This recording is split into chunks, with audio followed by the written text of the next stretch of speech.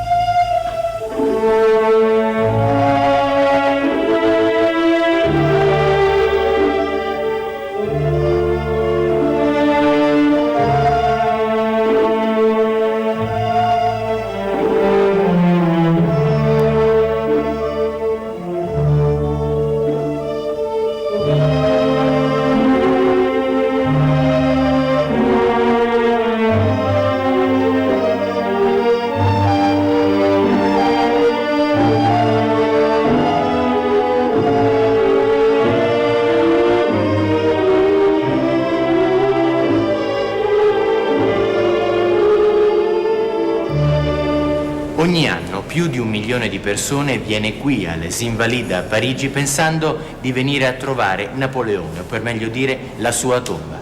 Bene, questo 1 milione di persone, forse, viene a trovare una persona che non c'è.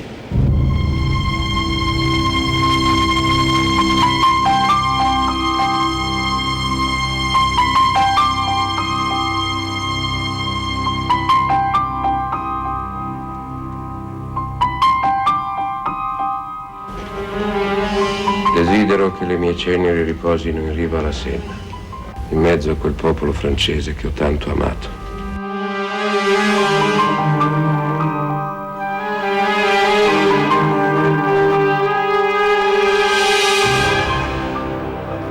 Pochi mesi prima di morire, Napoleone esprime un desiderio che nasconde anche una paura. Vuole essere sepolto a Parigi, lungo la Senna, e teme che gli inglesi non accondiscendano a questa sua volontà. Invece oggi sembra che tutto sia andato come lui voleva. Infatti qui Les Invalides, a Parigi, a 2 passi dal centro storico di questa grande città, troviamo un mausoleo con all'interno un sarcofago dove riposerebbero le spoglie mortali dell'imperatore.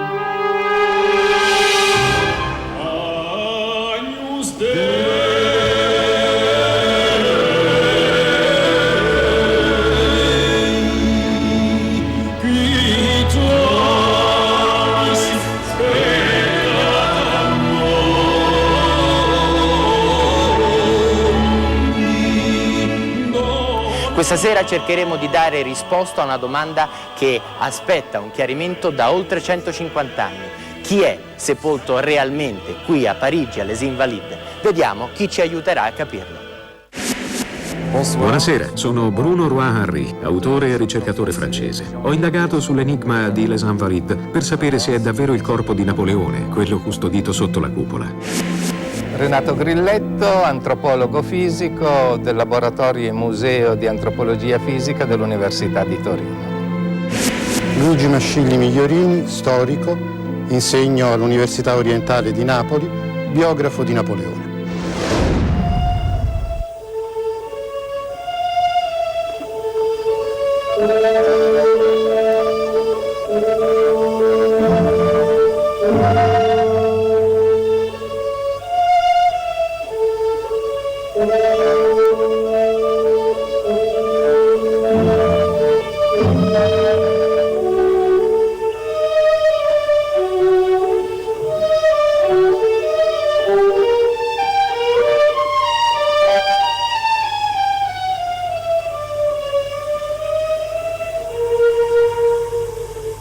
La nostra storia comincia paradossalmente con una fine, il 5 maggio del 1821, giorno della morte di Napoleone. Ma potremmo fare un salto ancora più indietro nel tempo, di 6 anni, quando la fine dell'impero francese fu sancita dalla battaglia e dalla sconfitta di Waterloo. Per ricordare un attimo quella battaglia durissima, cruenta, violenta, abbiamo di fianco a noi un simbolo, l'armatura di un cavaliere francese di Napoleone colpito in pieno petto da una palla di cannone. Dopo quella sconfitta, Napoleone viene mandato in esilio a Sainte-Hélène, una piccola isola nel cuore dell'Oceano Atlantico. Sembra una storia lontana dai nostri giorni, ma dobbiamo ricordare che alcuni dei protagonisti di cui parleremo tra poco erano ancora vivi poco più di 100 anni fa. Per molti anni si è pensato che Napoleone sia morto a soli 51 anni per un cancro allo stomaco. Poi negli anni 60 sono sorti i primi dubbi. Mettendo insieme le testimonianze di molti membri della piccola corte che aveva seguito l'imperatore in esilio, con l'esame di alcune ciocche di capelli prelevate in tempi diversi, alcuni ricercatori hanno avanzato la tesi che Napoleone sia stato in realtà avvelenato. Infatti i sintomi erano quelli dell'avvelenamento e i capelli ancora oggi rivelano forti quantità di arsenico. Non solo. Più si avvicinava la data della morte, più la presenza di arsenico aumentava, arrivando a dosi superiori 40 volte la norma.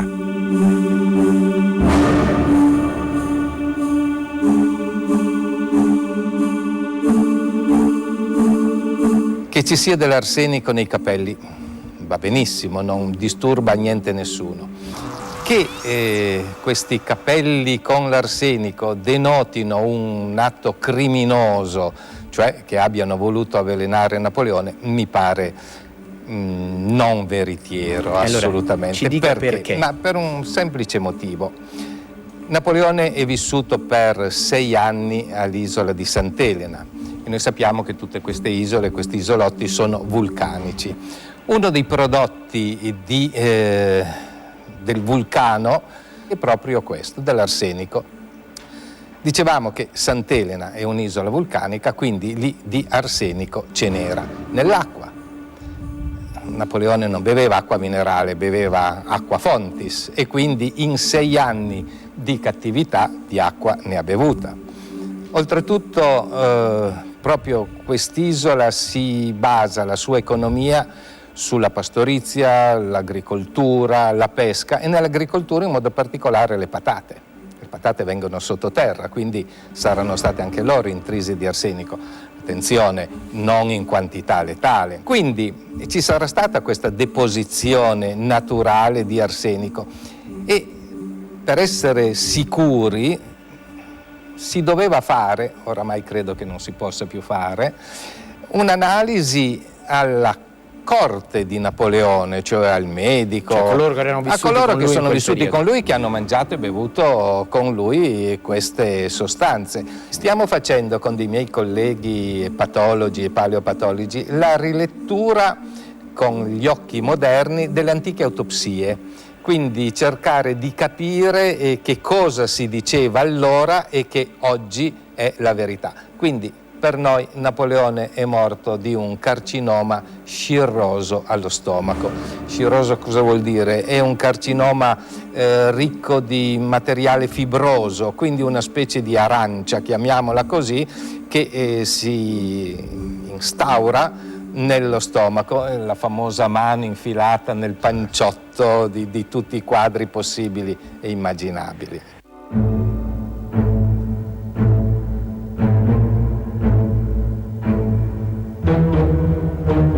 Ma l'enigma non è di quelli che si lasciano sciogliere facilmente. Infatti l'arsenico all'epoca era presente in molte sostanze e in molti ambienti, al punto che la tesi dell'incidente vanta numerosi sostenitori. Dalle medicine alla tappezzeria, tutto quello che circondava Napoleone sembrava essere intriso di veleno. Ma come mai solo l'imperatore ne morì? Ecco quindi che la tesi dell'omicidio riprende quota.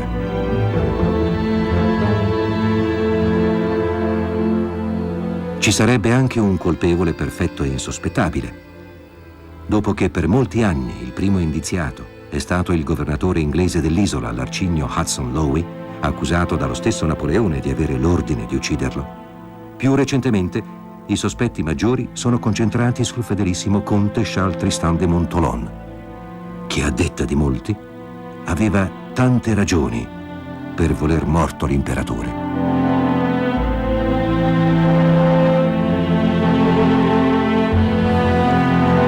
La gelosia, visto che la moglie aveva per così dire reso meno difficile l'esilio di Napoleone a Sant'Elena. Un ordine dei Borbone che, tornati sul trono di Francia, avevano paura che Napoleone tornasse al potere. La voglia di incassare l'eredità che Napoleone aveva destinato a coloro che lo avevano seguito a Sant'Elena. Oppure il semplice desiderio di porre fine ad un esilio lungo ed umiliante.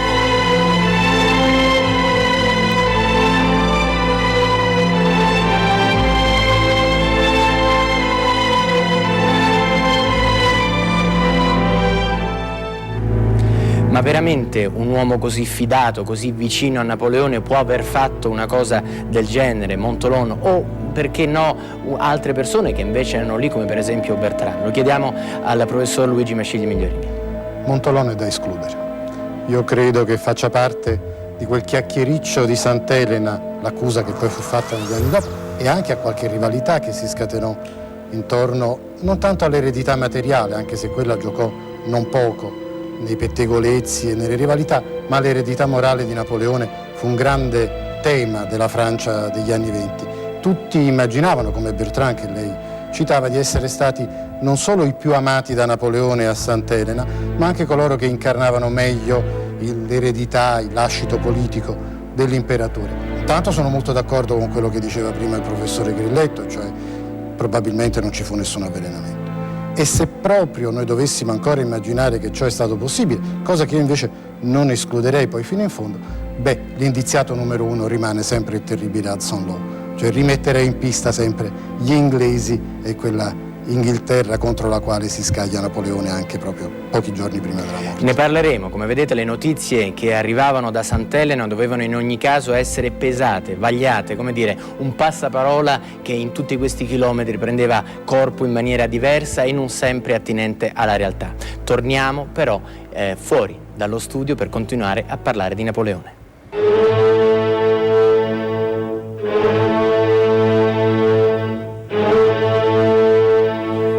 Ad ogni modo, chissà come mai, il ritratto di Montholon troneggia di fianco alla ricostruzione della stanza dove Napoleone a Sant'Elena passò gli ultimi mesi della sua vita. Era ammalato e di notte sudava molto. Infatti ci sono due letti, per meglio dire due brande. Lui era un soldato, era abituato a dormire in branda, perché lui passava dall'uno all'altra e durante il sonno alcuni servitori asciugavano il letto dal quale si era appena alzato. Ma andiamo avanti. Quando uno dei misteri intorno alla vita di Napoleone sembra concluso, ecco che se ne apre subito un altro. Che fine ha fatto il corpo di Napoleone?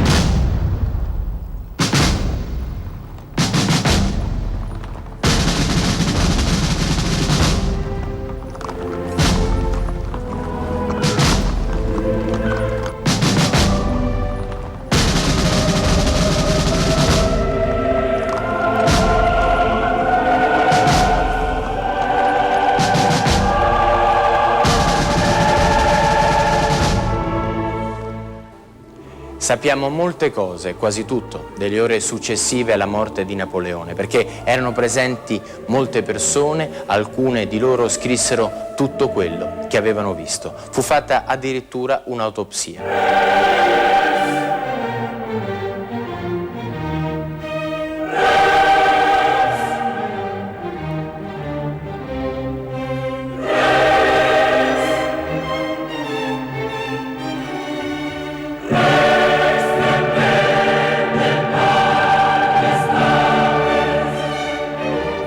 Le pratiche per l'inumazione di Napoleone subirono un'improvvisa accelerazione per il rapido deterioramento del cadavere. Il clima caldo e umido di Sant'Elena non consentiva infatti di conservare a lungo un corpo. L'imperatore era stato completamente rasato sul volto e sul cranio, vestito con un uniforme da parata. Gli erano state appuntate sul petto le decorazioni più importanti. Il celebre cappello era adagiato sulle gambe. Ai piedi calze di seta e stivali con speroni d'argento. Nella bara, nei due angoli inferiori, vennero anche messi due vasi d'argento, in uno il cuore e nell'altro lo stomaco dell'imperatore. Una volta chiusa, la bara di metallo venne inserita in una seconda bara di piombo e quest'ultima in una cassa di legno. In tutto 3 bare. E da questo dato, molti anni dopo, nascerà il primo sospetto.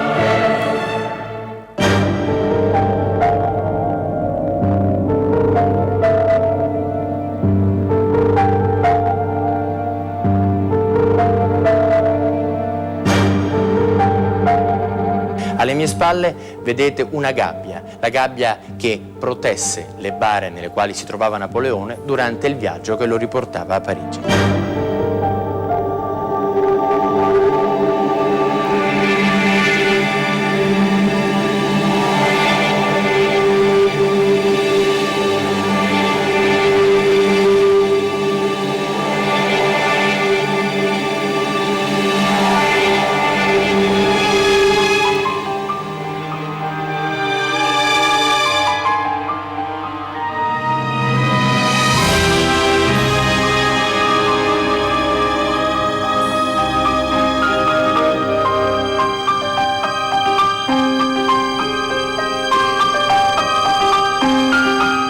Napoleone, neanche a dirlo, amava comandare e organizzare. Fece così anche con il suo funerale e la sua tomba. Quella che vedete alle mie spalle è l'esatta riproduzione del luogo dove Napoleone decise dovesse essere seppellito. Era la Valle dei Gerani a Sant'Elena. Naturalmente il recinto e le piante sono state ricollocate, ma la pietra tombale è esattamente quella originale. Pensate, sopra non c'è scritto niente, perché i francesi volevano mettere il nome dell'imperatore Napoleone, la data di nascita e la data di morte, ma gli inglesi si opposero. In quel luogo Napoleone rimase per 19 anni, fino a quando non si decise di trasportare il suo corpo in Francia.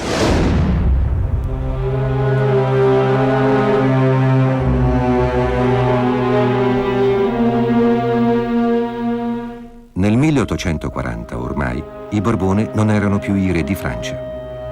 Al loro posto c'era da 10 anni Luigi Filippo d'Orléans. L'ambasciatore a Londra del governo francese aveva avuto notizia dei contatti tra i fratelli di Napoleone e il governo inglese per la restituzione delle spoglie del sovrano alla famiglia. La cosa rischiava di diventare pericolosa perché un Napoleone sepolto all'estero, fuori dal controllo della monarchia, rischiava di rinfocolare quell'opposizione bonapartista che era ancora molto attiva. Di qui la decisione di far rientrare la salma da Sant'Elena con tutti gli onori del caso.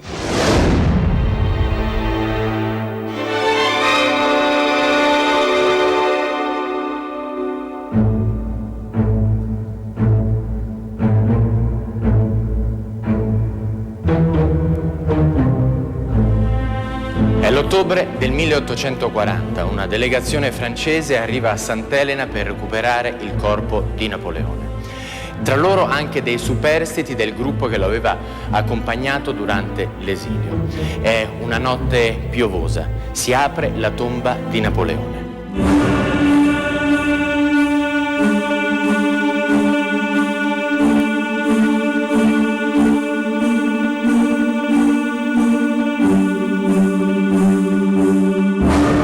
La scena che state vedendo è un altorilievo in marmo e ricorda proprio quel momento. Quello che videro le persone presenti era decisamente diverso da quello che si aspettavano.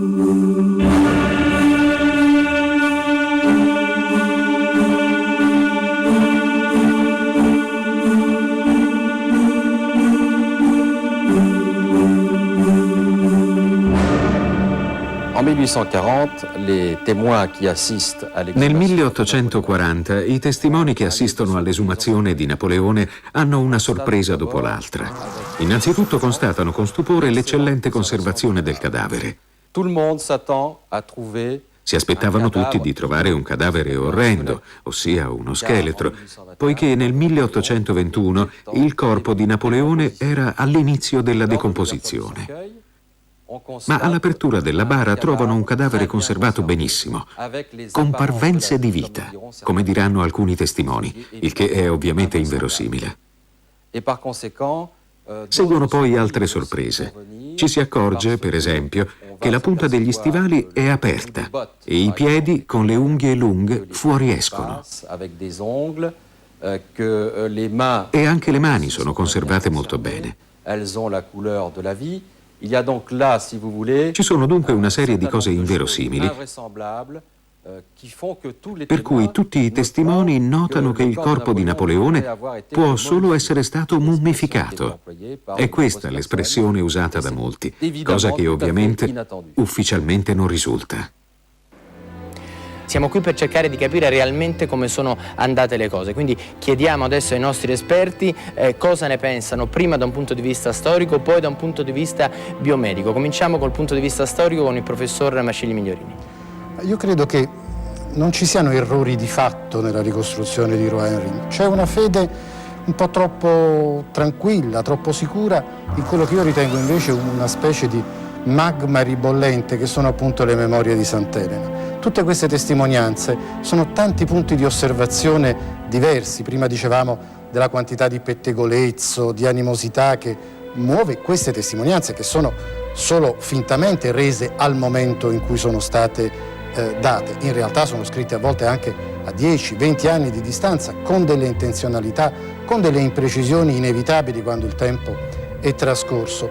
Allora ritenere che quelli siano dei documenti con la D maiuscola, cioè che queste narrazioni della appunto ricostruzione di come avviene la conservazione del cadavere, tutto quello che abbiamo ascoltato, mi sembra che non tenga conto invece di come ci muoviamo sulle uova e quindi non dobbiamo mai immaginare di avere un ancoraggio sicuro in quel tipo di fonti. Si potrebbe dire allora, ma quali fonti potrebbero in qualche modo soddisfare la nostra esigenza di certezza?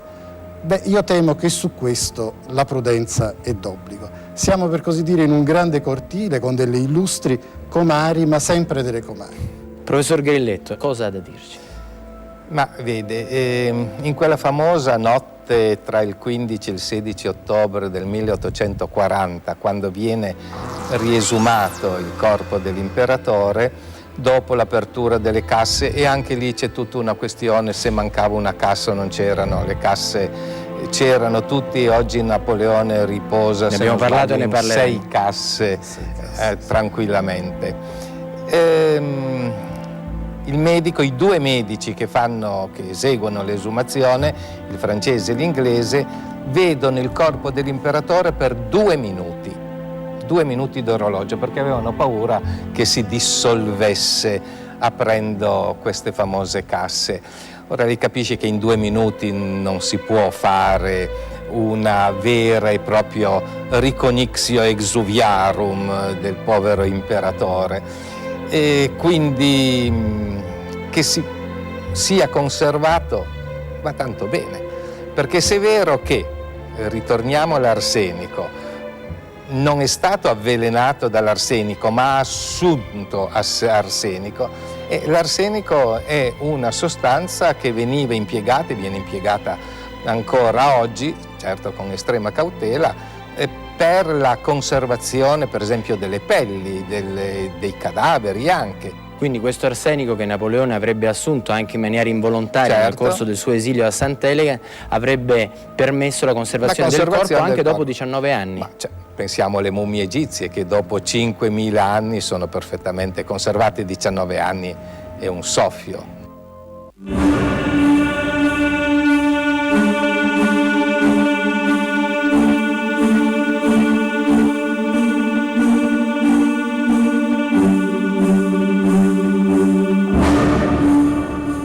Alle mie spalle vedete un altorilievo, rappresenta l'ingresso di Napoleone a Parigi. La sua bara viene accolta dal re Luigi Filippo. Ma parliamo del momento dell'esumazione a Sant'Elena. Tutti i presenti non sembrano avere sorpresa nel guardare il corpo, tutti pensano di riconoscere Napoleone. Ma c'è qualcosa che non torna, perché ognuno di loro redige un rapporto e racconta quello che ha visto. Tutti i rapporti coincidono, ma non coincidono con i rapporti redatti 19 anni prima, al momento dell'inumazione.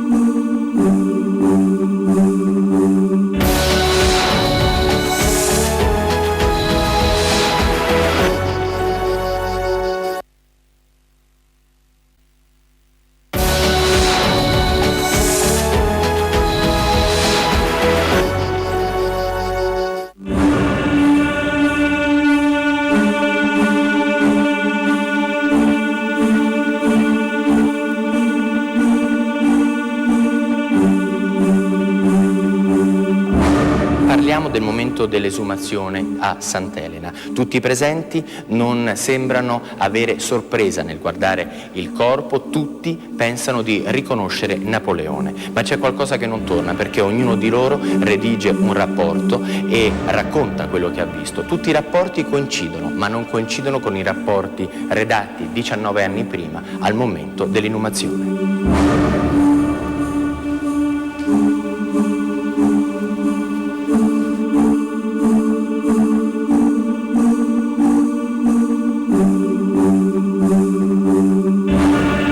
Ma torniamo a Napoleone e torniamo al momento dell'esumazione del suo corpo.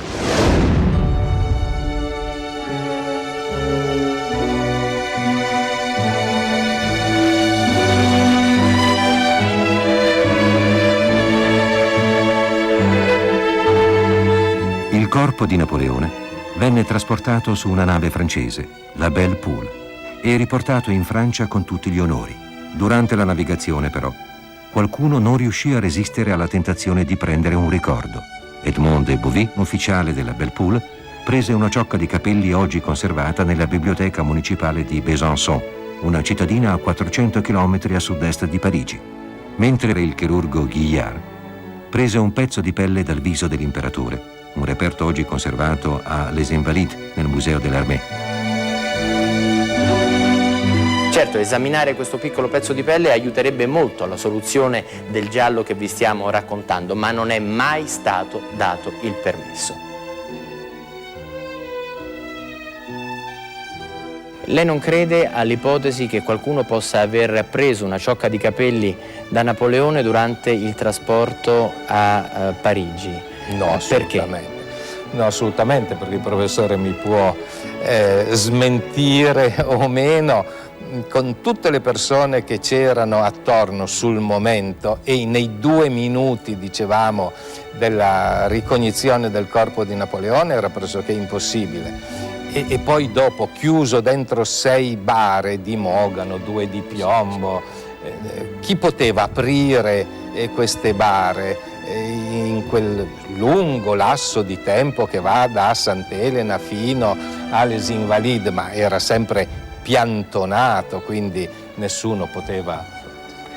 Rimane il dubbio sulle differenze riscontrate, bisogna vedere se erano vere, se erano solamente apparenti, se in quei 2 minuti sono riusciti a vedere realmente tutto, se realmente sono stati presi quei capelli in quei 2 minuti o dopo, forzando senza farsene accorgere ben 6 sarcofagi. Bene, la storia va avanti e il mistero, come si dice nei gialli, si infittisce.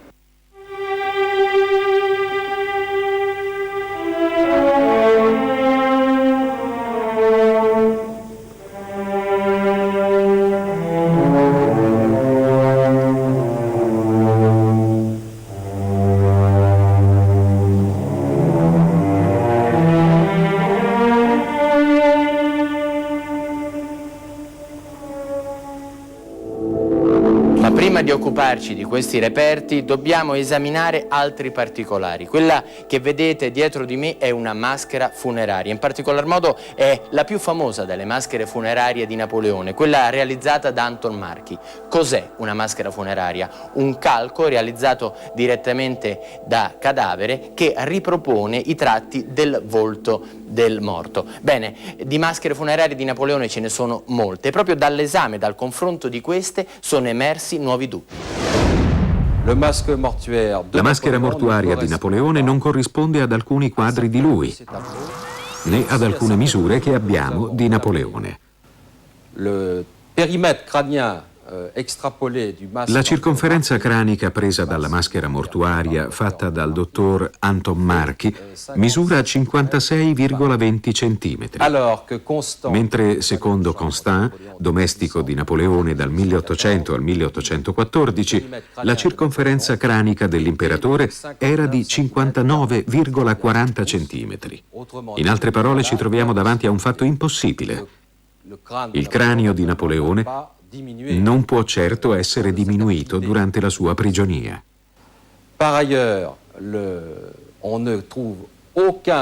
Del resto non si trova nessun discendente nella famiglia Bonaparte che abbia lo stesso volto di questa maschera mortuaria. Eppure almeno 4 dei testimoni che hanno assistito all'esumazione nel 1840 dicono che l'esumato ha lo stesso volto della maschera mortuaria. Questo ovviamente ci mette la pulce nell'orecchio e ci chiediamo se non ci sia qualcun altro al posto del vero Napoleone. Un'altra maschera funeraria, questa volta secondo alcuni con dei tratti più somiglianti a quelli reali di Napoleone, si trova guarda caso a Londra. Questo elemento ci porta a scoprire un nuovo personaggio nella nostra inchiesta. Si chiama Georges Rétif de la Bretonne. È un uomo, uno scrittore che nel 1969 ha scritto un libro che ha dato scandalo. Si chiamava Inglesi, restituiteci Napoleone.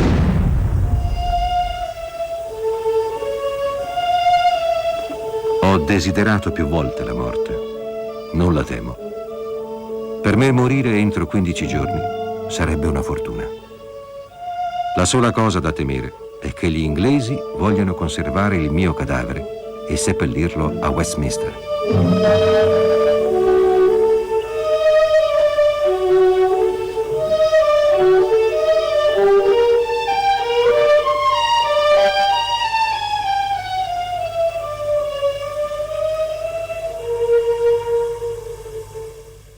Rétif de la Bretonne era convinto che i responsabili della scomparsa della salma di Napoleone fossero gli inglesi. Infatti era certo che non fosse mai arrivato un contrordine ad un ordine precedente, pensate, di 5 anni, che voleva che la salma di Napoleone, una volta morto, arrivasse direttamente in Inghilterra. Solo pochi giorni prima dell'effettiva morte arrivò un altro ordine, quello di seppellire proprio a Sant'Elena Napoleone. Ma noi ci chiediamo, arrivò mai questo contrordine?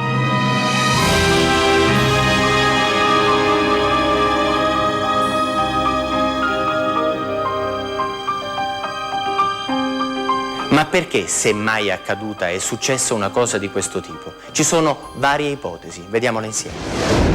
Bien entendu, la question qui vient aussitôt après. Naturalmente la domanda che viene spontanea è: per quale motivo gli inglesi avrebbero effettuato una sostituzione? Ci sono diverse ipotesi. Una è l'ipotesi accidentale, cioè potrebbe essere accaduto semplicemente che la tomba sia stata in qualche modo danneggiata e in seguito gli inglesi abbiano deciso di restituire alla Francia un finto Napoleone per non dover dare spiegazioni sulla cattiva conservazione della tomba. C'è però anche un'ipotesi politica, alla quale penso seriamente, perché gli inglesi non volevano che i sostenitori di Napoleone potessero impadronirsi del cadavere. Poi c'è la terza ipotesi, un'ipotesi che è quella di Georges Rétif de la Bretonne. Non ci sono prove, ma bisogna comunque esaminarla. È l'ipotesi patologica. Il re d'Inghilterra, Giorgio IV, aveva delle stranezze, per non dire di peggio. Era un eccentrico e avrebbe voluto semplicemente impadronirsi del corpo del nemico per trionfare su di esso in privato. Naturalmente non abbiamo prove per appoggiare tale ipotesi, ma non possiamo nemmeno escluderla, poiché è l'ipotesi avanzata da Georges Rétif de la Bretonne.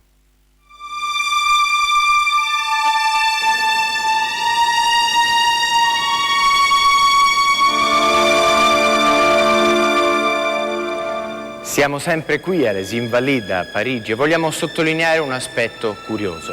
Qui, oltre alla tomba dell'imperatore, ci sono anche le tombe di due dei suoi fratelli, una alle mie spalle, una qua di lato, e quella del figlio.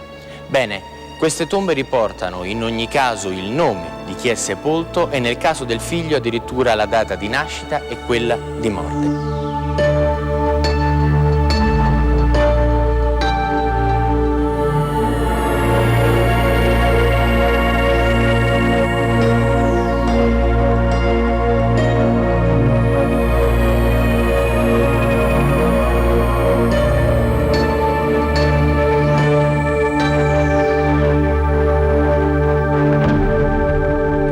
Sulla tomba di Napoleone non c'è nessun simbolo, eppure durante il suo regno tutto era marcato con la N di Napoleone o con una sua effigie. Non c'è né il suo nome, né la data di nascita, né quella di morte sul mausoleo che racchiuderebbe il suo corpo. Questo perché è stato forse un ultimo gesto di pudore da parte di chi, seppellendo un uomo, non era certo della sua identità.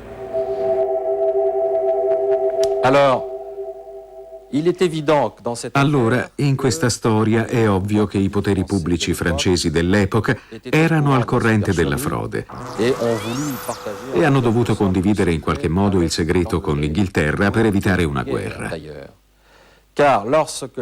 effetti, all'epoca della spedizione a Sant'Elena, spedizione guidata dal figlio di Luigi Filippo, il principe di Joinville, la Francia rischiava di entrare in guerra con l'Inghilterra a proposito della questione egiziana.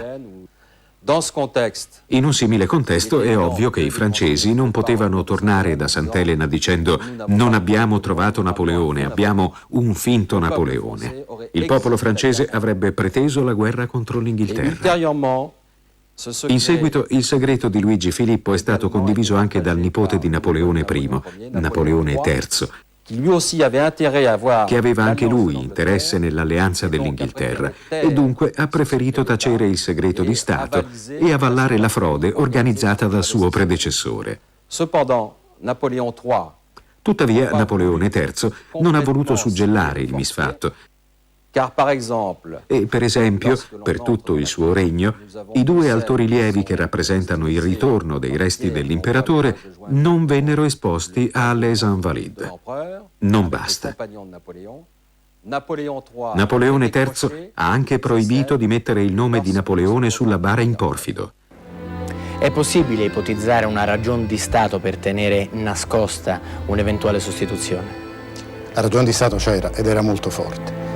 Francia e Inghilterra, che si erano praticamente dilaniate negli anni appunto delle guerre napoleoniche, tornano dagli anni 30 dell'Ottocento ad essere due nazioni che viaggiano sullo stesso binario della politica internazionale. Certamente c'era bisogno di far vedere che era nato un accordo là dove prima c'era stata solamente odio e inimicizia, e il ritorno delle ceneri, della salma di Napoleone a Parigi vuol dire questo. C'è un celebre racconto di Victor Hugo di questa giornata che deve suggellare la ripresa di amicizia tra Francia e Inghilterra. Era così forte da accontentarsi anche di un cadavere fasullo? Beh, da questo punto di vista forse Henry ha ragione. La ragione di Stato era fortissima. Se per caso avessero pensato entrambi che lì non c'era Napoleone ma qualchedun altro, valeva comunque la pena di immaginare che fosse Napoleone e portarlo agli Invalides con quel grande trionfo, diciamo, delle nuove democrazie liberali da una parte e dall'altra della Manica, che è la giornata del ritorno delle ceneri a Parigi nel dicembre del 40.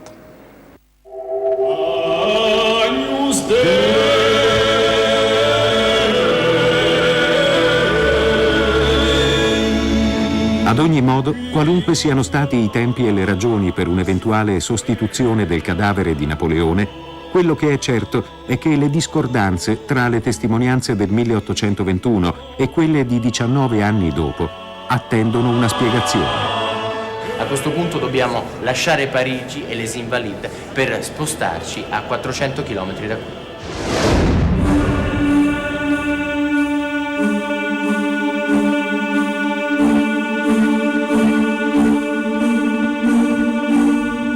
Edmond de Bovis è ufficiale a bordo della nave Belle Poule, la nave che trasporta il corpo di Napoleone dall'isola di Sant'Elena fino a Parigi. Edmond non riesce a resistere alla tentazione di prendere un souvenir dal corpo dell'imperatore. Taglia una ciocca di capelli che di mano in mano arriva fino ai giorni nostri e si trova oggi qui a 400 km da Parigi.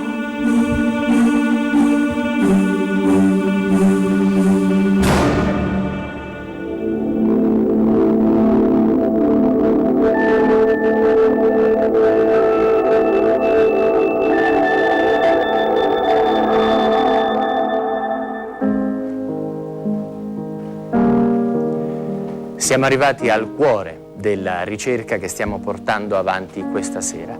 È qui, nella biblioteca di Besançon, dove sono custoditi molti libri e documenti, ma dove abbiamo trovato anche un pieghevole con due oggetti che taluni dicevano addirittura che non esistevano. Invece ci sono e tra poco ve li faremo vedere. Sono racchiusi all'interno di un pieghevole che vedete qui di fianco a me, dove è stato scritto un rapporto stilato durante il trasporto dell'uomo riesumato a Sant'Elena e portato a Parigi, alle Invalides. Vediamo di cosa si tratta.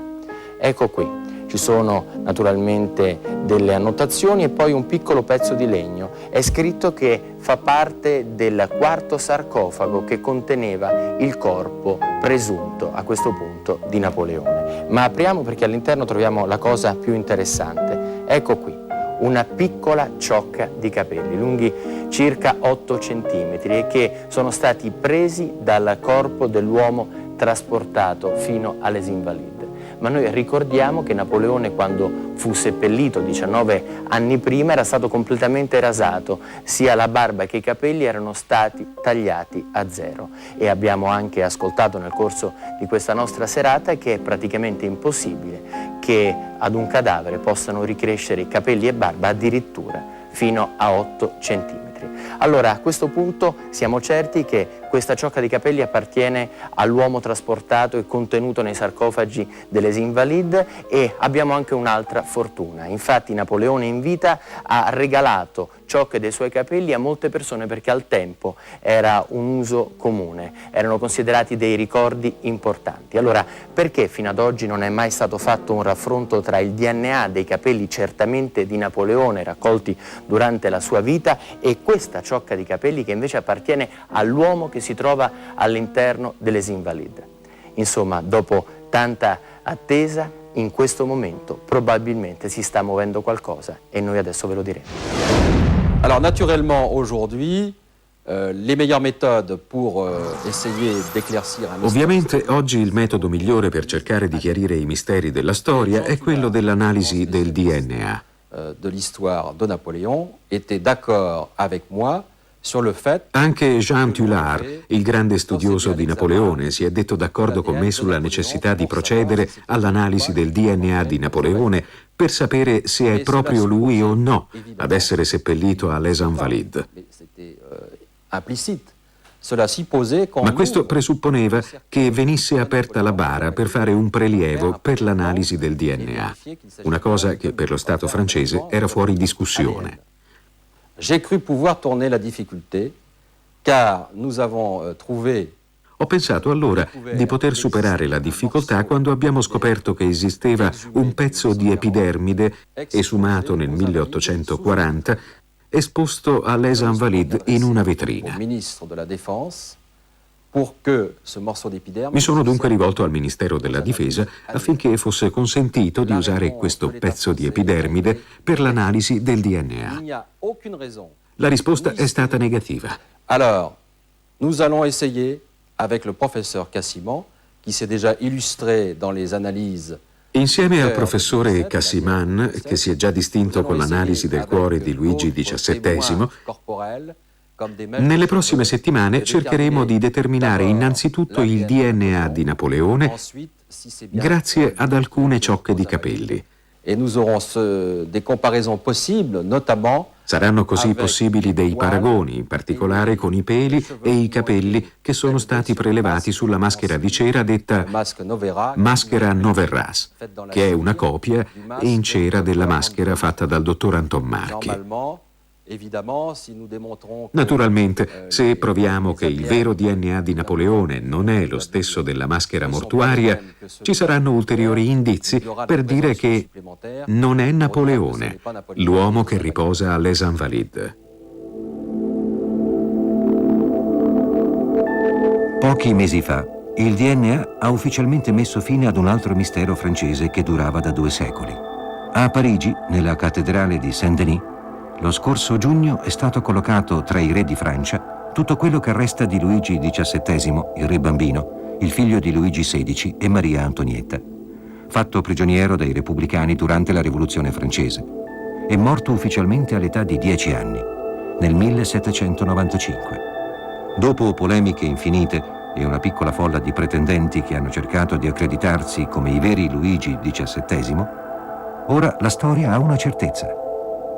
Quel piccolo cuore è stato riconosciuto come quello di un discendente della regina Maria Antonietta.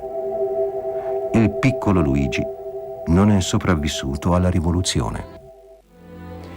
Parliamo di DNA, professor Grilletto. Potrebbe essere risolutivo l'esame del DNA che si sta facendo? Sì, a patto di avere qualcosa di Napoleone. O si aprono... Cosa intende dire? Qualcosa. O si aprono le bare che ci sono alle Invalides. È troppo complesso. Troppo complesso, non pensiamoci neanche. I capelli ce ne sono sparsi un po' dappertutto. Ecco, di solito si parla di ciocche tagliate dal capo dell'imperatore, ma i capelli così come tali non servono se non hanno il bulbo. Dovrebbero essere stati strappati dalla testa dell'imperatore e allora potremmo fare la ricerca del DNA. Staremo a vedere. Staremo a vedere.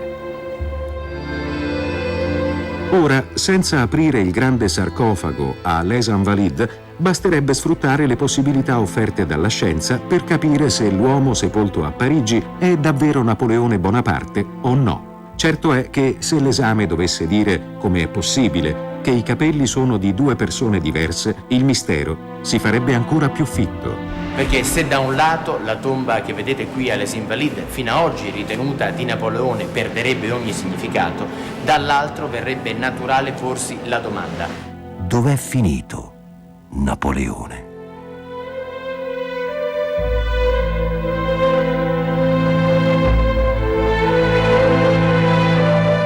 Documenti, prove, ipotesi, relazioni scientifiche, DNA. Dopo tutto questo ci piacerebbe e ci divertirebbe sapere un'altra cosa. Cosa ne penserebbe lui?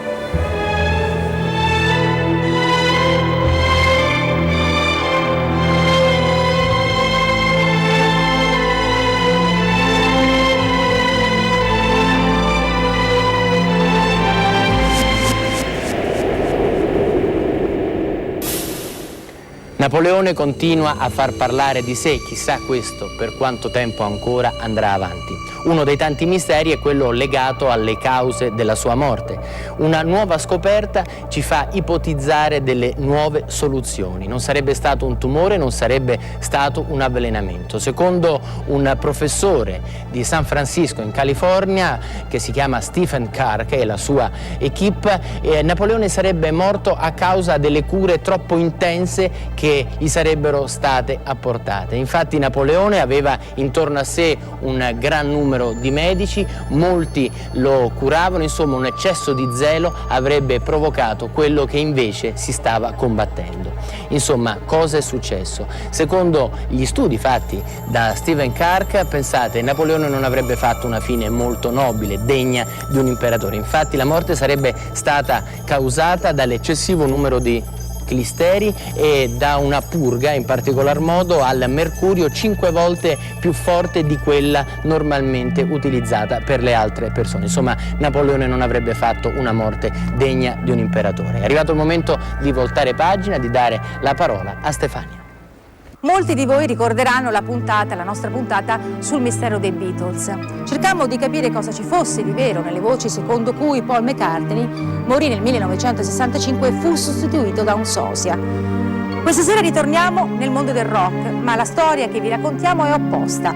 Molti indizi portano infatti a pensare che Jim Morrison, il leader dei Doors, non sia morto nel 1971, ma che invece sia ancora vivo. E anche questa volta c'entra il famoso satanista Aleister Crowley.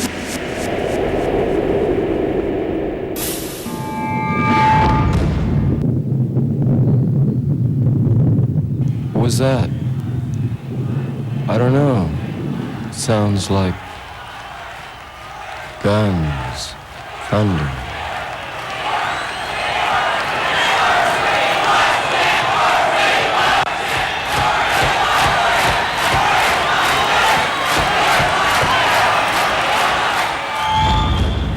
Jim Morrison è un'icona del rock. Il cantante dei Doors è un simbolo di trasgressione, eccessi e dissoluzione.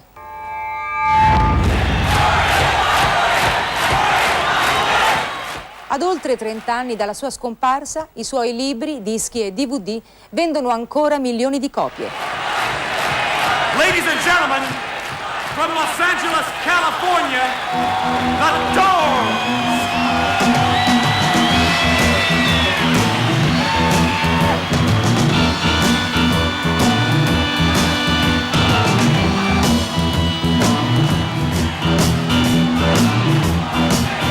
Keep your eye on the road, you hand upon the wheel.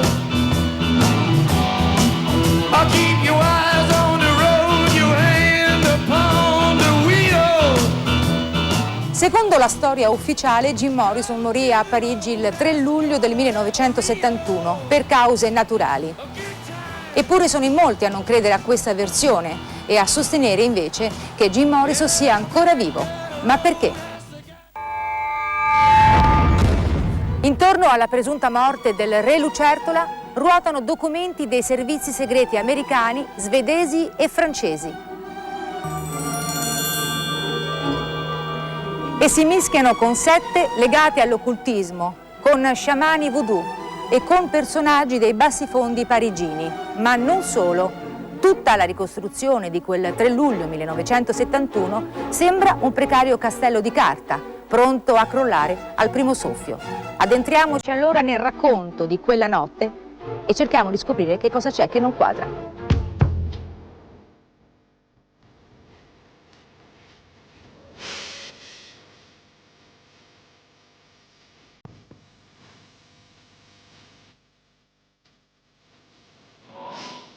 Sono le 2 di notte del 3 luglio 1971. Jim Morrison dorme con la sua compagna Pamela Courson. Si sveglia e decide di fare un bagno perché non si sente bene. 3 ore dopo Pamela si sveglia e Jim non è ancora tornato. Corre in bagno e lo vede immobile e sorridente.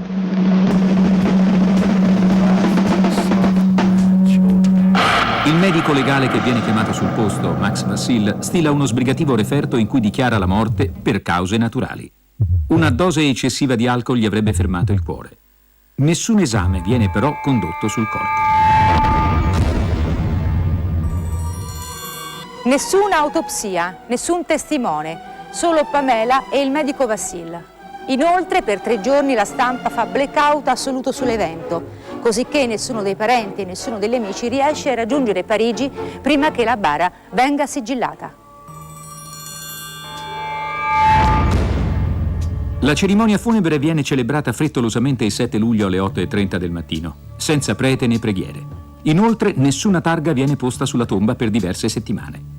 Quando il batterista John Densmore visiterà il cimitero, le sue prime parole saranno: non è possibile, questa tomba è troppo corta per contenere Jim. This is the end, beautiful friend. Inoltre ci sono 3 particolari che non tornano. Primo, il suo medico personale afferma che prima di partire per Parigi, Jim era in un eccellente stato di salute. Secondo, il referto ufficiale parla di collasso cardiaco e di sangue dalle narici. I 2 elementi sono incompatibili, come lo è il fatto che Jim stesse sorridendo. Terzo, per morti sospette, la procedura giudiziaria impone l'autopsia. Le autorità francesi, invece, procedettero direttamente alla sepoltura, senza nemmeno avvertire i familiari. Father, yes son, I want to kill you.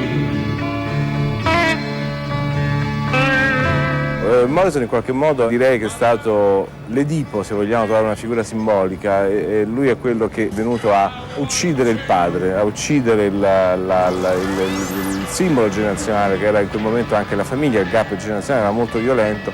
Simbolicamente Morrison si è presentato come fosse Edipo che doveva inconsapevolmente uccidere questa figura che poi era suo padre. George Steve Morrison è il padre di Jim, ammiraglio della Marina Militare Americana e in contatto con i servizi di intelligence. Secondo alcuni, il suo ruolo nell'affaire Morrison è tutt'altro che marginale. I fratelli, invece, sono Andrew e Ann, ma a loro Jim non lascia nulla in eredità. Il suo testamento è interamente a favore di Pamela. Le prime ipotesi che circolano sono quelle di un complotto architettato proprio dai servizi segreti vicini al padre di Morrison.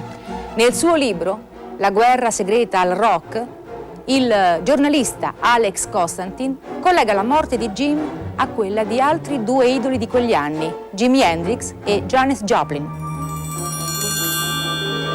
Secondo l'autore, la CIA aveva infatti un piano preciso per eliminare gli artisti che inneggiavano alla ribellione: ucciderli tramite overdose.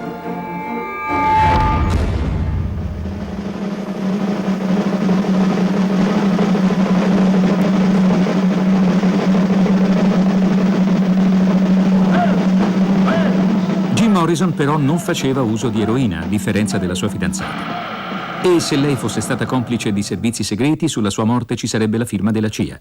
Il 24 aprile del 1974 Pamela Courson verrà infatti ritrovata uccisa da una dose letale di stupefacenti. Al di là degli scenari da complotto internazionale, l'ultima notte parigina di Jim Morrison sembra una messa in scena in piena regola. Un'ipotesi questa confermata da Jacques Rochat, un grafico parigino che nel 1986 trova la forza di pubblicare la sua incredibile versione dei fatti.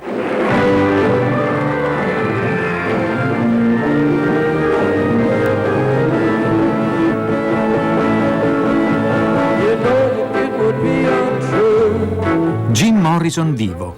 È questo il titolo del libro di Jacques Rochat.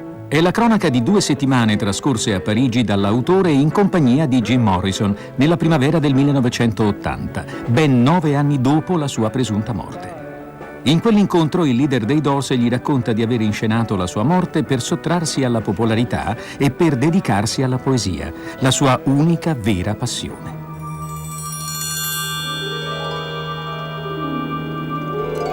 Semplice fuga dalla ribalta o c'è dell'altro?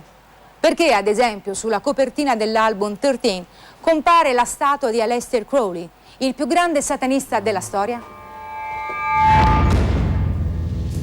Anche nella sua scelta di esperienza nell'occultismo, lui comunque, secondo almeno il mio personale punto di vista, si avvicinava molto di più a una tradizione di stregoneria che oggi potremmo definire politicamente corretta, quindi una stregoneria che credeva in alcuni valori.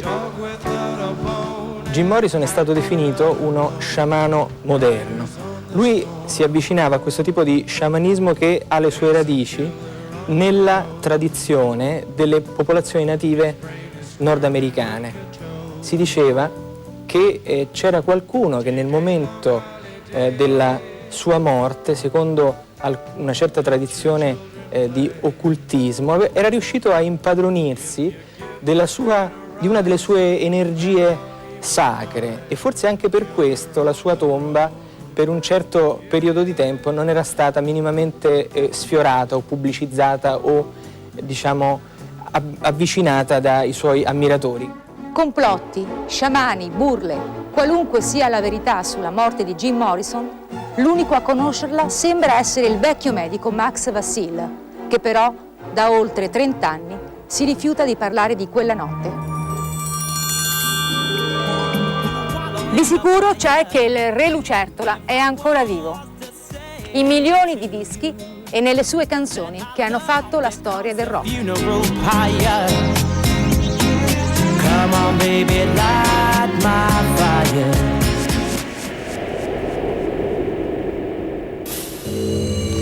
Abbiamo ascoltato da Stefania i dubbi e i misteri legati alla morte di Jim Morrison. Lei stessa ci ha ricordato inoltre del caso della presunta morte del vero Paul McCartney. Bene, un'altra stella del rock adesso al centro di un'inchiesta. Parliamo di Kurt Cobain, che era il leader dei Nirvana, morto nell'aprile del 1994, suicida. Bene, secondo un sito che si chiama justiceforkurt.com non si sarebbe suicidato, ma sarebbe stato ucciso. È arrivato il momento adesso della prova legata al paranormale. Questa volta il soggetto principale della prova sarà un uovo. Infatti quest'uovo dovrebbe mutare solo con l'imposizione delle mani.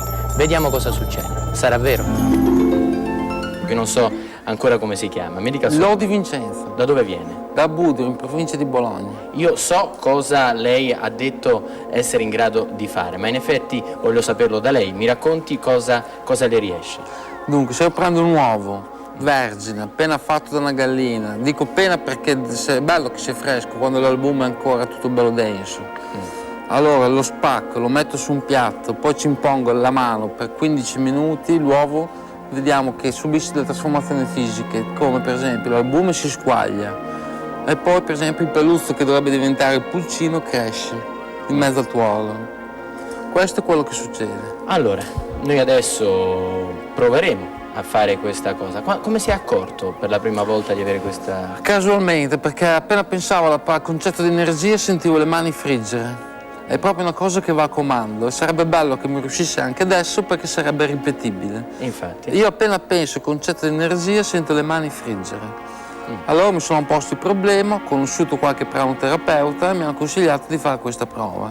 Ma lei ha mai guadagnato con queste sue capacità? Lo fa di professione? No, sto facendo un corso per farlo. Vogliamo come dire, capire ancora se non ho guadagnato neanche un euro. Ecco, se sono dei professionisti, se sono... Invece vogliamo che siano delle persone come lei è in questo momento, cioè che non ha mai fatto questo nella vita come professione e che è in perfetta buona fede. Mi auguro che tutti i nostri controlli siano stati, come dire, giusti e che quello che mi hanno detto i miei collaboratori, cioè che lei veramente è in buona fede e sta provando davanti a noi questa cosa per la prima volta davanti alle telecamere, sia vero.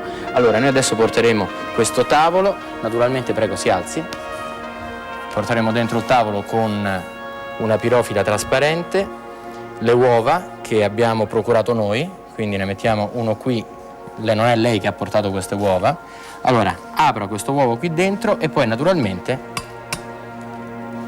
faremo passare il tempo che necessariamente in televisione dovremo accorciare.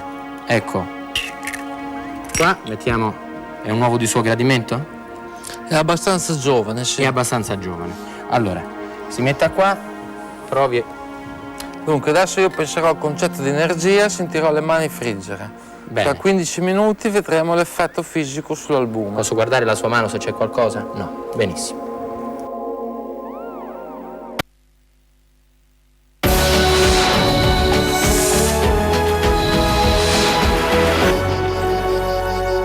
Si alzi, porteremo dentro il tavolo con una pirofila trasparente le uova che abbiamo procurato noi, quindi ne mettiamo uno qui, non è lei che ha portato queste uova. Allora, apro questo uovo qui dentro e poi naturalmente faremo passare il tempo che necessariamente in televisione dovremo accorciare. Ecco, qua mettiamo, è un uovo di suo gradimento? È abbastanza giovane, sì. È abbastanza giovane. Allora, si metta qua, provi.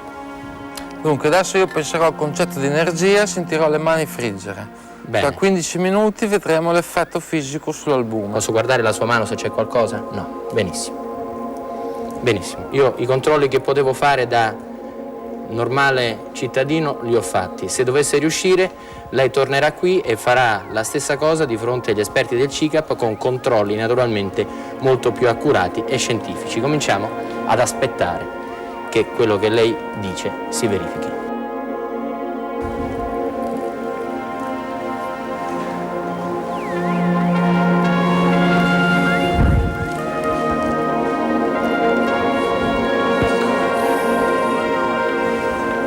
Vediamo un po' la pirofila in modo che ecco, la posso appoggiare meglio la mano.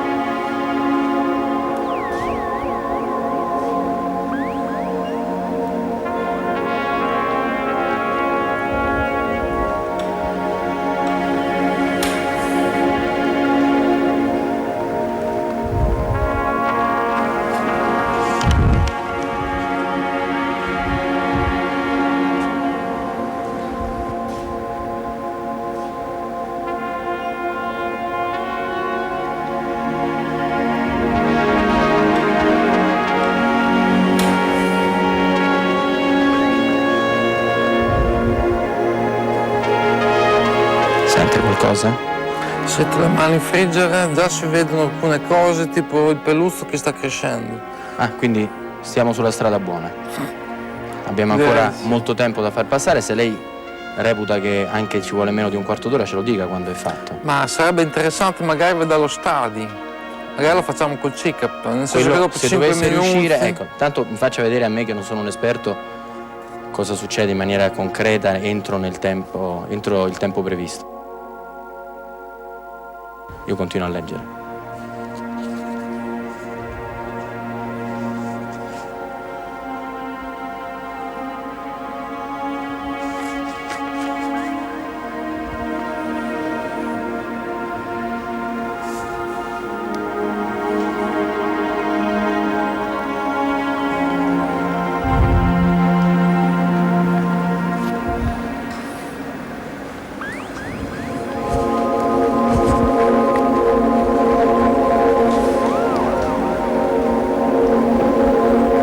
Si vede l'albume che si sta squagliando. Se le serve altro tempo lo prenda, non abbiamo fretta, l'importante è il risultato.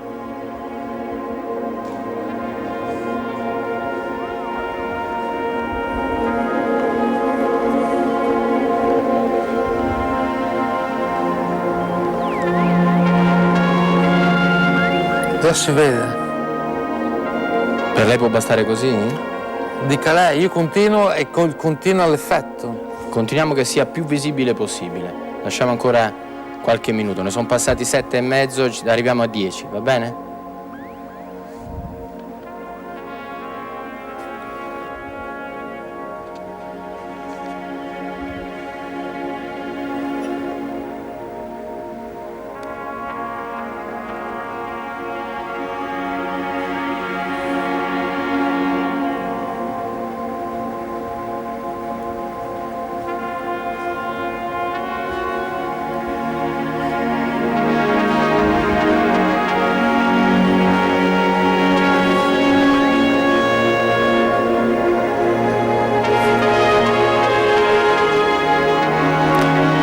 ancora 15 secondi, dopodiché faremo una ferita. Può andare? Allora, se potete portarmi un tovagliolo perché il signore ha le mani sporche. Ecco qua. Tenga. Grazie. Allora. Guardi, l'albume, com'è diventato tutto bello liquefatto. Sì. La massa liquosa è molto liquefatta, è molto aumentata ed è cresciuto il peluzzo che sta lì, che diventerà il pulcino.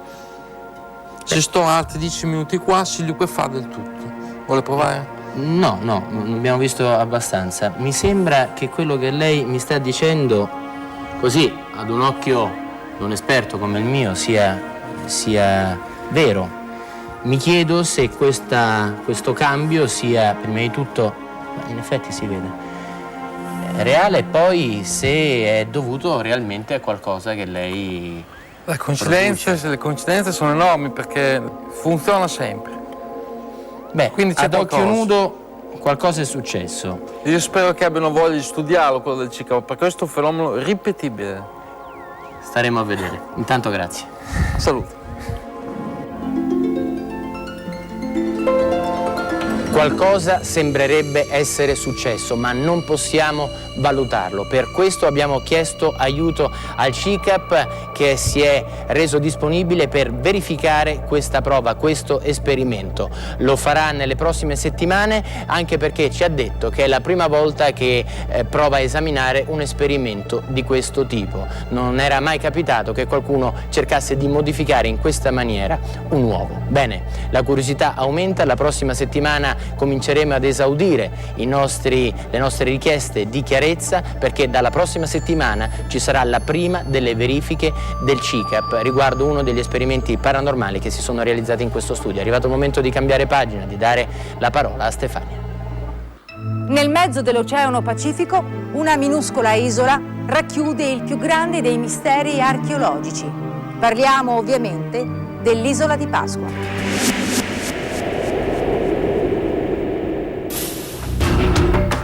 Era una magnifica domenica di Pasqua quando uno dei grandi esploratori degli sconfinati oceani del mondo gettò l'ancora al largo delle coste di una minuscola e sperduta isola del vasto Oceano Pacifico. Chi ha scolpito queste statue di pietra così insolitamente belle e enigmatiche che la ricoprono? Chi le trasportò da dove furono scolpite al luogo ove ora si erigono e perché sono state poste a guardia di una terra così brulla?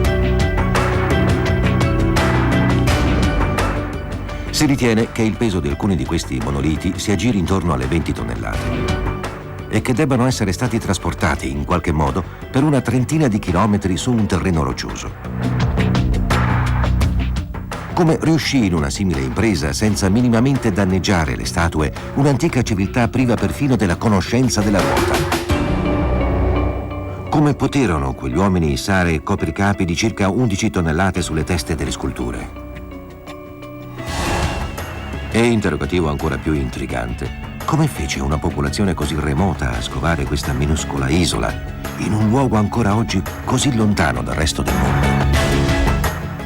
Come riuscì a percorrere navigando il vasto Oceano Pacifico avendo come unici riferimenti il Sole e le stelle? E ancora, perché avrebbe dovuto dedicare tempo ed energia alla costruzione di qualcosa apparentemente inutile? Jacob Roggeveen e il suo equipaggio di intrepidi marinai avevano un disperato bisogno d'acqua, di frutta e patate per allontanare lo spettro della fame e dello scorbuto. Così, quando approdarono sull'isola in una domenica di Pasqua, lo spettacolo che si presentò fece dimenticare loro la fame. Era una terra di demoni e giganti. Alcuni uomini avrebbero preferito rischiare lo scorbuto piuttosto che sbarcare, ma alla fine il bisogno di cibo ed acqua ebbe la meglio sulla paura. La loro inquietudine, tuttavia, non ebbe mai fine. Che cosa erano quelle enigmatiche figure? Chi le aveva costruite? Come erano giunte fin lì?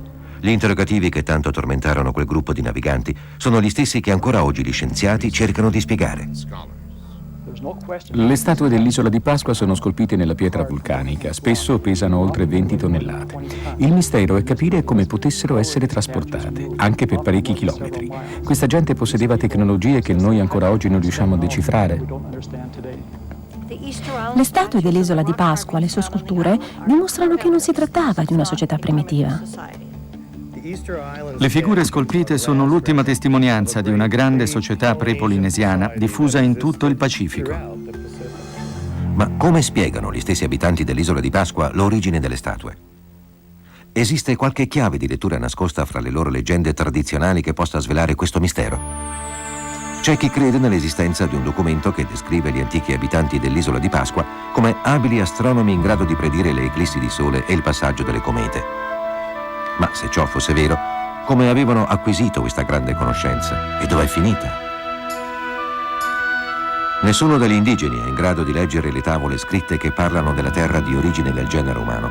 Eppure questa piccola terra di circa 165 km quadrati è ricoperta da quasi 900 colossali statue di pietra magistralmente scolpite nella natia roccia lavica.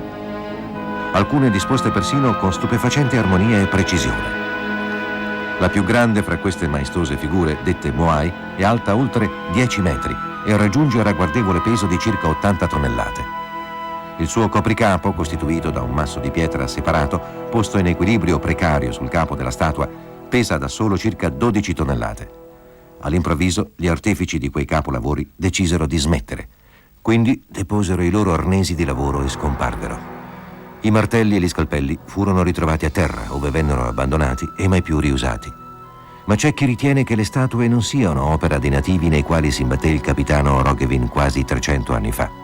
Costoro affermano che siano opera di una grande civiltà che un tempo si estendeva oltre questa minuscola isola, più antica di qualsiasi altra che la storia ricordi.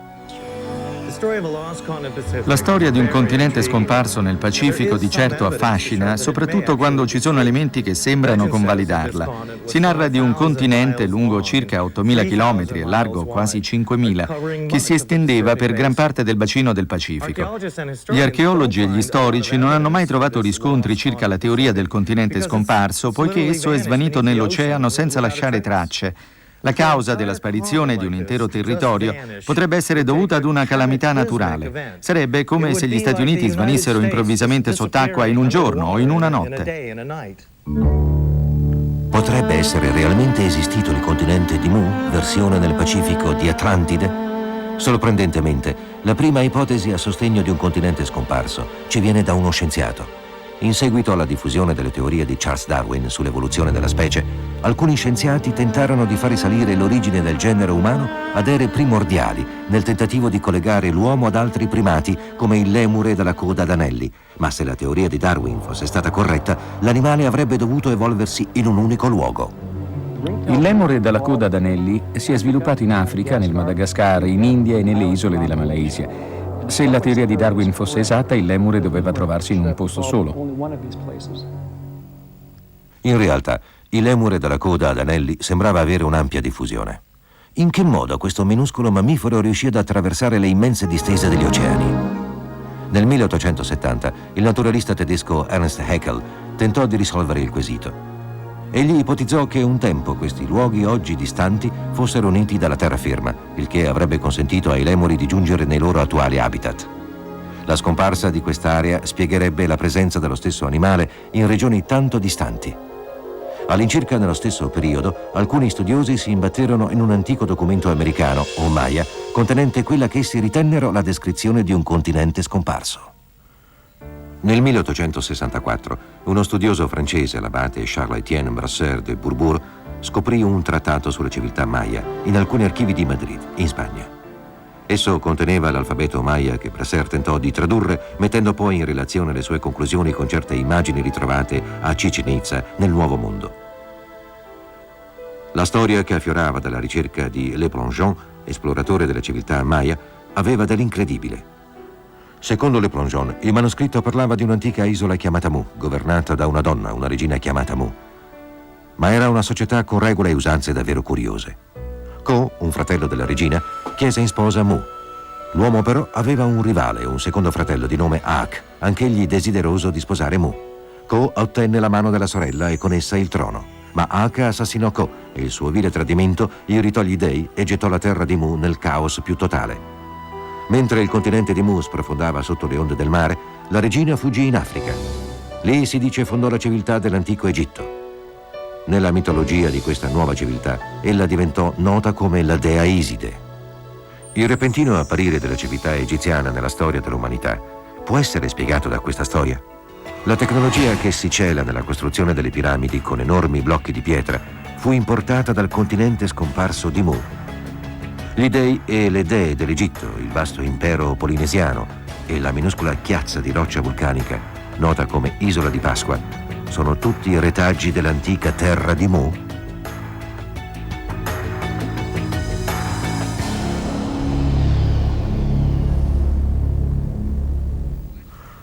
La leggenda di Mu rimase solo una curiosità storica fin quando James Chatsworth, nel 1926, pubblicò un libro dal titolo Mu, il continente perduto, che divenne una sorta di Bibbia per coloro che credono all'esistenza di un'antica civiltà nel Pacifico.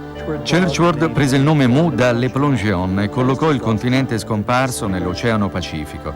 Secondo Chatsworth, Mu o Lemuria era la culla della civilizzazione umana, il biblico giardino dell'Eden. Aveva dato sostentamento a 64 milioni di abitanti e aveva prosperato per circa 50.000 anni. Le isole del Pacifico, a noi note, quali le Hawaii, le Figi, Tonga, Samoa e l'isola di Pasqua, sono semplicemente le cime di montagne vulcaniche del continente scomparso di Mu? E questo spiegherebbe le enigmatiche statue o moai dell'isola di Pasqua. Una leggenda degli abitanti dell'isola sostiene che essi provengano da una terra chiamata Hiva, che sprofondò sotto le onde. Dalla Seconda Guerra Mondiale, con l'avvento del sonar, sappiamo che non esistono terre sommerse, né Mu né Atlantide né altre. La cultura dell'isola di Pasqua si sviluppò casualmente in totale isolamento. Forse è solo per una sfida alla scienza se si parla ancora di Mu. Ma alcuni scienziati hanno preso sul serio l'idea di una terra sommersa in mezzo al Pacifico. Macmillan Brown, un geologo, archeologo, nonché antropologo della Nuova Zelanda, è uno di essi. Egli sostiene che possa essere davvero esistito un continente o forse un arcipelago densamente popolato nel Pacifico che comprendeva anche l'isola di Pasqua. L'esistenza di un continente sommerso nel Pacifico non è un'idea così fantastica. Esistono nei suoi fondali altopiani chiamati Guyot, erosi dal vento, simili ai mesas del sud-ovest degli Stati Uniti, che si sono formati sopra il livello dell'acqua. E sappiamo inoltre che il livello degli oceani era di almeno 90 metri più basso nell'ultima glaciazione, 12-14 mila anni fa. Ma un'antica civiltà non avrebbe lasciato dietro di sé delle testimonianze archeologiche. Incredibilmente, esiste la prova di rapporti tra l'isola di Pasqua e altri luoghi dell'antico mondo. Alcuni studiosi sostengono che certi documenti scritti dell'isola di Pasqua siano straordinariamente concordanti con altri trovati nella Valle dell'Indo. E questi, a loro volta, sono simili ad altri testi ritrovati in Grecia, Caldea, Babilonia e in Persia. Queste piattaforme sono chiamate Aus. Sembrano essere state costruite con l'unico scopo di sorreggere le statue. Da notare la precisione delle mura in pietra. Alcuni studiosi hanno sottolineato la straordinaria somiglianza fra il modo in cui sono tenute insieme queste pietre e quelle delle mura dell'impero Inca sulle montagne andine del Sud America. Sull'isola di Pasqua c'erano 3 tipi di moai, le statue giganti. Il primo gruppo di moai, di cui siamo a conoscenza, sono le statue collocate lungo le sponde dell'isola, tutte rivolte verso l'interno. Sono dotate di inquietanti occhi di avorio, incastonati nella pietra. E la gente del posto credeva che uno speciale potere, un'energia chiamata mana, emanasse dagli occhi delle statue che dovevano proteggere l'isola ed evitare che sprofondasse nell'oceano come era accaduto al resto del continente migliaia di anni prima. C'è poi un altro gruppo di 7 statue sull'isola. Sono 7 statue vicine, rivolte verso sud, in direzione del mare, che guardano verso Antartide. Il terzo tipo di statue sono le gigantesche figure ancora nella cava, quasi al centro dell'isola. Tali statue sono spesso sepolte in profondità nel suolo, fino al petto, e molte di esse hanno lo sguardo rivolto verso il basso, all'interno del cratere. Le rovine dei templi di Mu, sparsi negli oscuri fondali del Pacifico, devono ancora essere ritrovati. La realtà è che ancora ignoriamo come venissero trasportate o sollevate quelle statue gigantesche. Ma forse la storia dell'isola di Pasqua è già affascinante così com'è.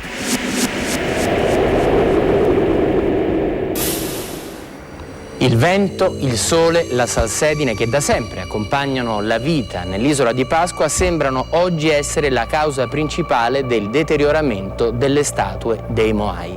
Infatti l'UNESCO si è accorta che recentemente alcuni di questi Moai hanno dato dei segni di, per così dire, sofferenza, di cedimento. Si parla del 60% dei poco più di 800 Moai che si trovano sull'isola. Sarebbero veramente in pericolo, potrebbero crollare nel giro di 4 o 5 anni. Cosa si sta cercando di fare? L'UNESCO ha lanciato una sottoscrizione di fondi per cercare di salvare questa opera che viene considerata patrimonio dell'umanità. Bene, ci vorrebbero 10 milioni di dollari per poterli salvare, ma ne sono stati raccolti sino ad oggi poco più di 600.000. È arrivato il momento di voltare pagina e di dare la parola a Stefania. Parliamo adesso dei libri di questa settimana, quelli che abbiamo utilizzato per realizzare la puntata di questa sera. Iniziamo con Napoleone, l'enigma dell'esumato di Sant'Elena, di Bruno Roy-Henry, edizioni L'Archipel. In genere vi segnaliamo libri solo in italiano, ma per questa sera faremo un'eccezione perché questo libro, il libro di Roy-Henry, espone in maniera dettagliata e affascinante i dubbi che circondano Napoleone e la sua tomba. E inoltre Napoleone di Luigi Mascilli Migliorini, Salerno. Una monumentale ricostruzione storica apprezzata anche all'estero, utile per avere una visione d'insieme di un personaggio e di un'epoca contraddittori e complessi, i cui influssi si estendono fino ad oggi. Il vaso di Pandora di Renato Grilletto, Enrico Cardesi, Rosa Boano, Ezio Fulcheri. Un saggio di paleopatologia, la scienza che studia antiche sepolture e salme alla ricerca di indizi per ricostruire il nostro passato e le cause dei decessi di uomini importanti e no, Napoleone compreso. Blues, jazz, rock, pop, il Novecento americano, di Ernesto Assante e Gino Castaldo e Inaudi, per collocare l'incredibile vita di Jim Morrison, il rocker maledetto, nel giusto contesto. L'epopea dei Doors nel vivacissimo panorama musicale dell'America del Novecento. Ed ecco l'ultimo libro, un libro affascinante, Jim Morrison vivo, di Jacques Rochat, edizione Blues Brothers. Il 3 luglio del 1971 Jim Morrison viene dichiarato morto. Il decesso sarebbe avvenuto per cause naturali. Ma i giorni del Re Lucertola si sono veramente conclusi quella notte? Questo libro shock afferma con decisione il contrario. E adesso per gli affezionati la mappa di alcuni utili siti internet. www.cronologia.it, un sito che ha l'ambizioso obiettivo di catalogare gli avvenimenti della storia del mondo dal Big Bang ai giorni nostri. Naturalmente a Napoleone è dedicata una sezione speciale comprendente il memoriale di Sant'Elena.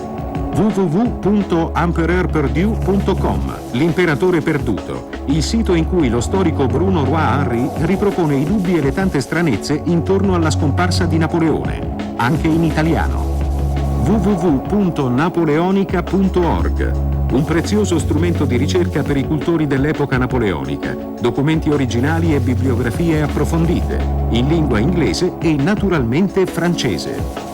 www.jim-morrison.to.it, interamente dedicato alla figura del leader dei Doors, oltre alle informazioni biografiche, la discografia completa e le poesie del Re Lucertola.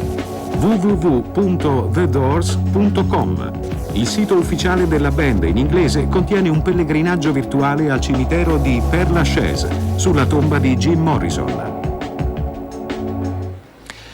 Una email ci suggerisce un tema da trattare e ci riporta una notizia che vogliamo leggervi. Ci arriva da Isabella Maria di Castellammare di Stabia. Bene, molti di voi si ricorderanno che abbiamo affrontato il tema del famoso codice Enigma, quell'apparecchio particolare che permetteva di decrittare i messaggi che durante la Seconda Guerra Mondiale i tedeschi mandavano alle proprie truppe. Bene, questi messaggi si cercava di decrittarli in un luogo a Bletchley Park, dove alcuni alcuni importanti scienziati, matematici e ingegneri inglesi avevano messo insieme le loro intelligenze, le loro esperienze per cercare di arrivare alla soluzione del famoso codice Enigma. Bene, gli stessi ricercatori di Bletchley Park hanno scoperto una cosa imprevista. In un giardino lì vicino alla loro sede pare abbiano trovato una stele con sopra delle tracce, delle scritte che, pensate, ricondurrebbero direttamente al Sacro Graal. Stefania.